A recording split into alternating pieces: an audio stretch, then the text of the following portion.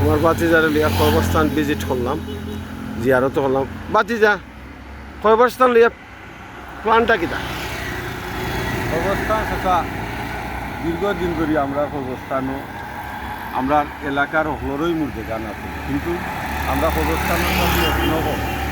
যেমন গরুগাছুর আমরা নিজের মাইজি অনেক সময় দেখা যায়, আমরা যারা মধ্যে গান আছে এরই গরুগাছুর আনিয়া দিলেন, গরুগাছুর আনিয়া ছাড়ি দিই। যে এটা যদি আমরা গ্রামের হলে উদ্যোগ নিতা, প্রবাসী হলে উদ্যোগ নিতা, আর আমরা গ্রামের যারা আমরা সিনিয়র আছে এবং মসজিদের কমিটি যারা আছে এরা যদি উদ্যোগ নিতা, সবে এ জিনিস ডাকিয়া একত্র করিয়া এটা উদ্যোগ নিতা, যে যত পারো যেও আমরা চতুর্দিক বাউন্ডারিটা দিলেই, অর্থাৎ পিলার দিয়া তার কাটা তার দিয়া, পিলার আর তার দিয়া, আমরা কবরস্থানটা সেভ হয়ে গেল না, যাতে কবরস্থানে গরু বাছুর না আমায়, গরু বাছুরটা কি একটা সেফটি আইল না। এবং আমরা জায়গা নকলে যে আমরা নিজ দায়িত্বে করা উচিত করি আমি মনে করি। কবরস্থানটা কত বড় বা জায়গা কতখান হইব?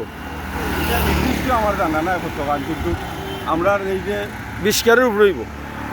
দক্ষিণ কবরস্থান, উত্তর কবরস্থান, এগুলো আমরা লাই একটা ঐতিহ্য।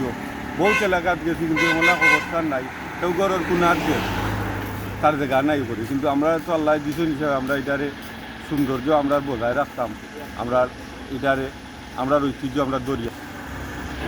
আমার বাতিজায় যখন প্রস্তাবটা দিছে, আমরা প্রবাসী সকল আমার বাতিজার প্রস্তাবের লগে সারা দেওয়া উচিত প্রবাসী সকল, এবং কবরস্থানটা যাতে কাঁটাতারের বেড়া দিয়া বাউন্ডারি দেওয়া যায়, গরু ছাগলের আত্মীয় কবরস্থানের পবিত্রতা রক্ষা করা যায়।